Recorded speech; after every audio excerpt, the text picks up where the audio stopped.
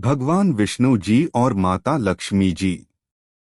एक बार भगवान विष्णु जी शेषनाग पर बैठे बैठे बोर हो गए और उन्होंने धरती पर घूमने का विचार मन में किया। वैसे भी कई साल बीत गए थे धरती पर आए और वह अपनी यात्रा की तैयारी में लग गए। स्वामी को तैयार होता देखकर लक्ष्मी माँ ने पूछा, आज सुबह सुबह कहाँ जाने की तैयारी हो रही है?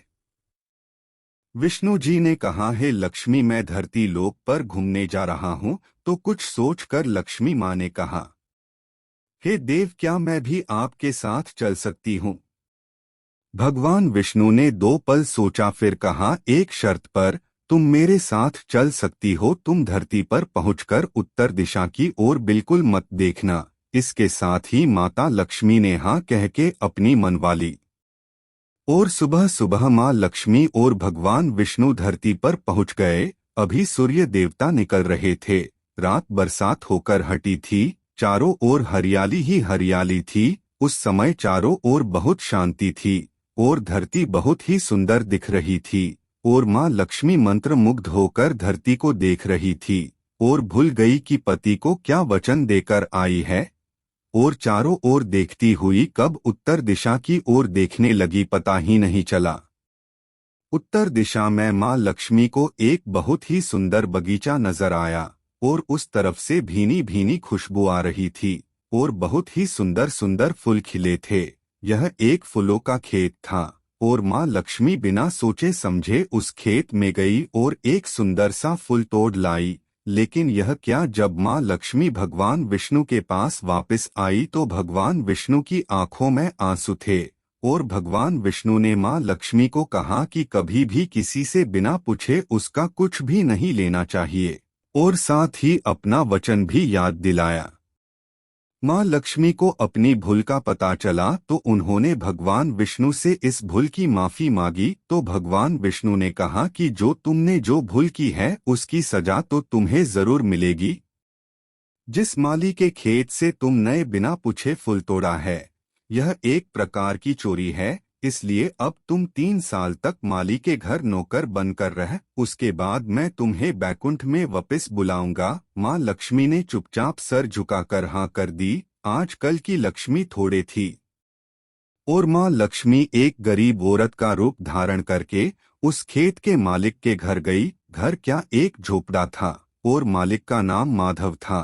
माधव की बीवी, 2 बेटे और 3 बेटियां थी। सभी उस छोटे से खेत में काम करके किसी तरह से गुजारा करते थे। माँ लक्ष्मी जब एक साधारण और गरीब औरत बनकर जब माधव के झोपड़े पर गई तो माधव ने पूछा, बहन तुम कौन हो और इस समय तुम्हें क्या चाहिए? तब माँ लक्ष्मी ने कहा, मैं एक गरीब औरत हूँ, मेरी देखभाल करने वाला कोई नहीं। मैंने कई दिनों से खाना भी नहीं खाया, मुझे कोई भी काम दे दे, साथ में मैं तुम्हारे घर का काम भी कर दिया करूँगी। बस मुझे अपने घर में एक कोने में आसरा दे दो। माधव बहुत ही अच्छे दिल का मालिक था। उसे दया आ गई, लेकिन उसने कहा, बहन मैं तो बहुत ही गरीब हूँ, मेरी कमाई से मेरे घर का खर्च मुश्किल से चलता है। लेकिन अगर मेरी 3 की जगह 4 बेटियां होती तो भी मैंने गुजारा करना था। अगर तुम मेरी बेटी बनकर जैसा रूखा सूखा हम खाते हैं उसमें खुश रह सकती हो तो बेटी अंदर आ जाओ। माधव ने माँ लक्ष्मी को अपने झोपड़े में शरण दे दी और माँ लक्ष्मी 3 साल उस माधव के घर पर नौकरानी बनकर रही। जिस दिन माँ लक्ष्मी माधव के घर आई थी उससे दूसरे दिन ही माधव को इतनी आमदनी हुई फूलों से कि शाम को एक गाय खरीद ली। फिर धीरे धीरे माधव ने काफी जमीन खरीद ली और सब ने अच्छे अच्छे कपड़े भी बनवा लिए और फिर एक बड़ा पक्का घर भी बनवा लिया। बेटियों और बीबी ने गहने भी बनवा लिए और अब मकान भी बहुत बड़ा बनवा लिया था। माधव हमेशा सोचता था कि मुझे यह सब इस महिला के आने के बाद मिला है। इस बेटी के रूप में मेरी किस्मत आ गई है मेरी। और अब 2 से 5 साल बीत गए थे, लेकिन माँ लक्ष्मी अब भी घर में और खेत में काम करती थी। एक दिन माधव जब अपने खेतों से काम खत्म करके घर आया तो उसने अपने घर के सामने द्वार पर एक देवी स्वरूप गहनों से लदी एक औरत को देखा।